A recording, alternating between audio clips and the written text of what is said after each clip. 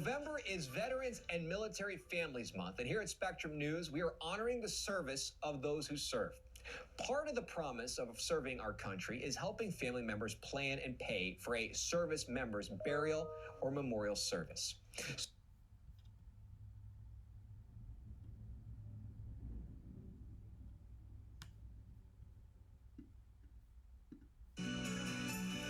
November is Veterans and Military Families Month, and here at Spectrum News, we are honoring the service of those who serve.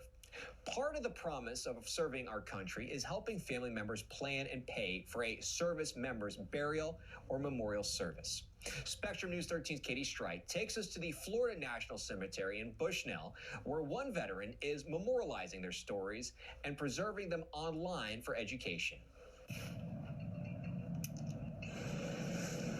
Christian Batista Williams. Paying respect to those before. There's countless guys out here, men and women out here, and every one of them has their own story. This is the first time U.S. veteran Jim Stoddard is visiting Sergeant Christian Williams' grave. For me, with Christian, it was going in. It was. I felt a personal connection. We're both Marines. We both served in the same time. We served in the same country. Shuffling through the pages, each one describing a little bit more of who Christian was. Talking with Jim, you can feel the connection. We didn't overlap in our time in Iraq, but he was there in 2006, and a few times before that. I was there in 2007 and 8. Did different jobs, had different chains of command, different buddies. But I'm confident that if we had known each other, there would have been a brotherhood connection because we're Marines. This is all a part of the Veterans Legacy program, where Jim captures gravestones, collects coordinates, and writes service members' biographies. It's so everyone has access to what these men and women did for our country. It's our hope that by researching and writing about these veterans, it's so they're not forgotten in that way. But what makes Christian's story even more unique is this is the first veteran Jim was able to interview the actual family.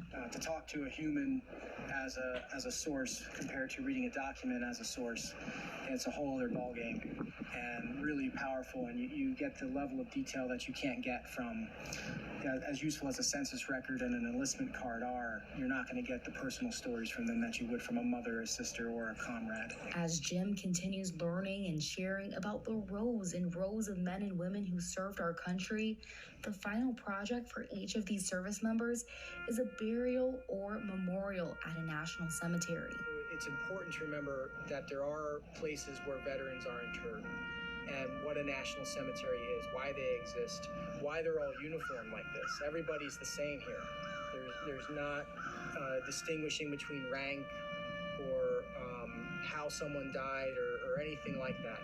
In many ways, equal in service, and you're therefore equal in death. While Jim may have never met Christian in person, his story resonates, and Jim says he feels it's his responsibility to share it. In Bushnell, Katie Streit, Spectrum News. UCF's Veteran Legacy program features veterans' stories as well as interactive K-12 curriculum.